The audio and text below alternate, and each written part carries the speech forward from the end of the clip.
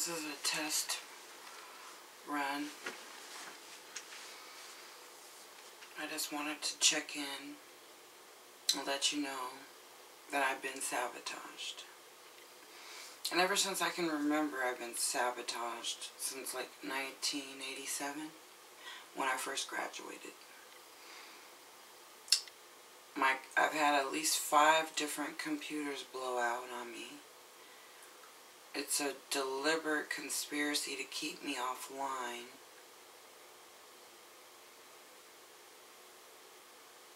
I don't know, somehow God makes a way out of no way, because they won't give me any paid employment, so I'm being blacklisted. I can't find a job.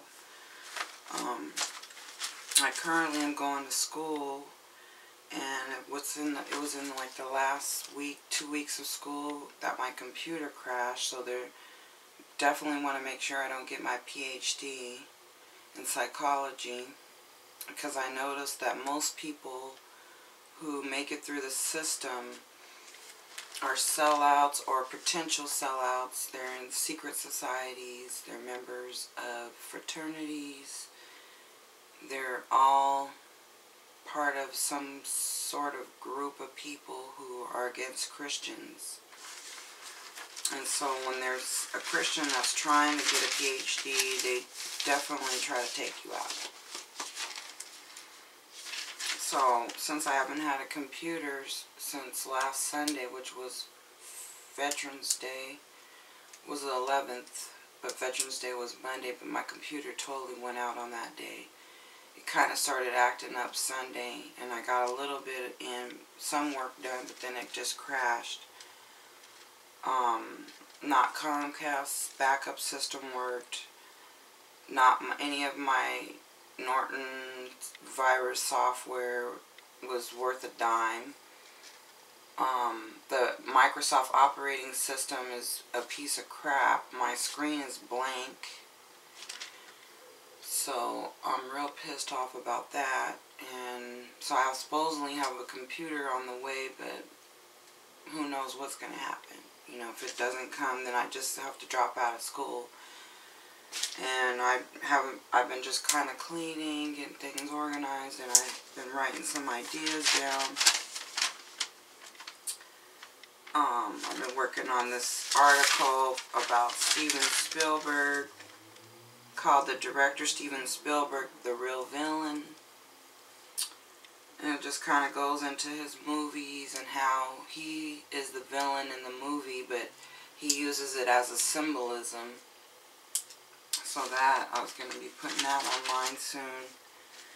And what really kind of struck me about that is,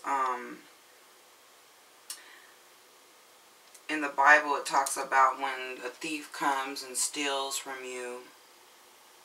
If you know who the thief is, you can, tell them, in the name of Jesus, you want it restored, and God will restore it for you and give it back to you. So I was thinking of all the things that the devil stole from me. And I mean, I could go on and on. There was, okay, first of all, when I was first born, he stole my dad. He stole my higher quality of life. He stole my jobs. I had like 9 different jobs, state government agencies, which I was sexually harassed, discriminated against, retaliated. I had a $2 million lawsuit against DSHS and DOL, and that went through because of Ron McKenna dismissed my claim. It got my attorney, Thaddeus Martin, to quit on me, and I had like 3 or 4 attorneys, and they all were too afraid. So I had my way of making a living was robbed from me. I've had men, like love relationships stolen from me. The devil stole that. Any mentors role models, all been stolen. My family, we're not as close as I'd like us to be, so I'd say he stole that. So pretty much a lot of things have been robbed from me, and I'm demanding it back. And I want to be a director. I want to be a writer. I want to prove that, people can be successful in the industry and not have to sell your soul. That you can really work for God. So I'm looking at the Praise-a-thon and I'm thinking to myself, why is it every time I turn on TBN, the Daystar Network, Word Network, all these Christian television shows, and they're always asking for money. All they want is money, but yet I don't see them having, give-a-thons. I don't see the opportunity for people to call in and get help, and I don't see the churches really doing a lot of help like they should. I see them more begging for help. So my question is,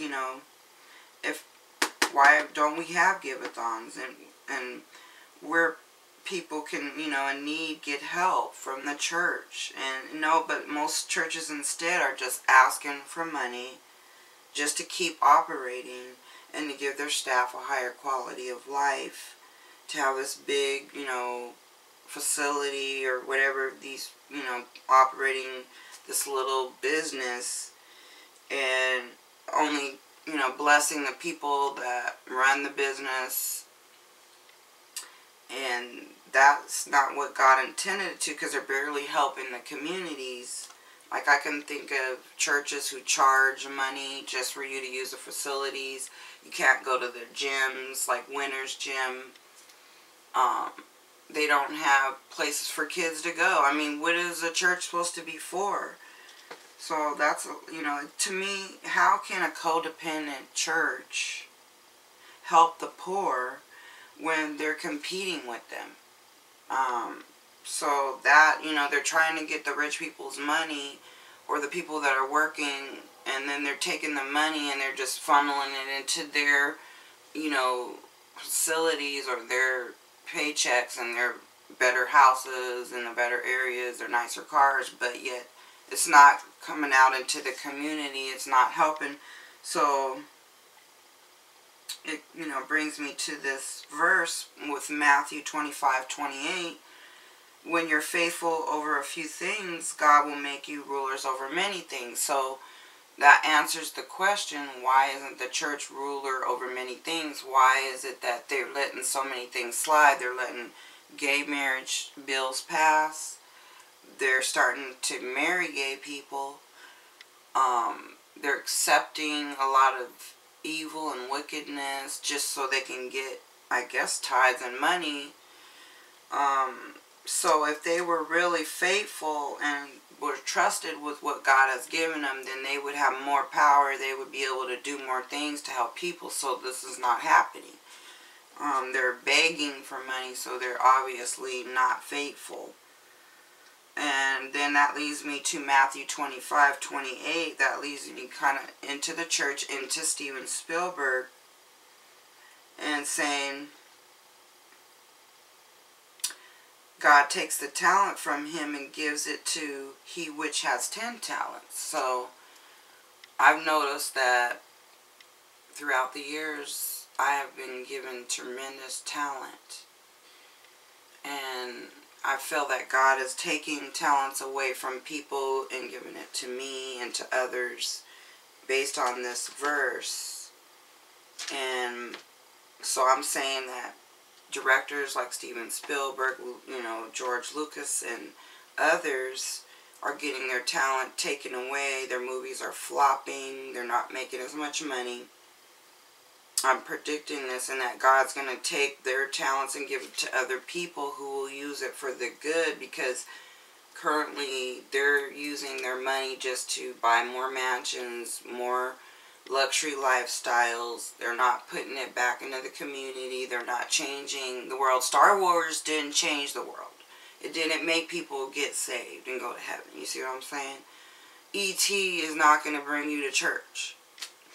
So, sharks movies like Jaws, you know, that didn't save anybody's life.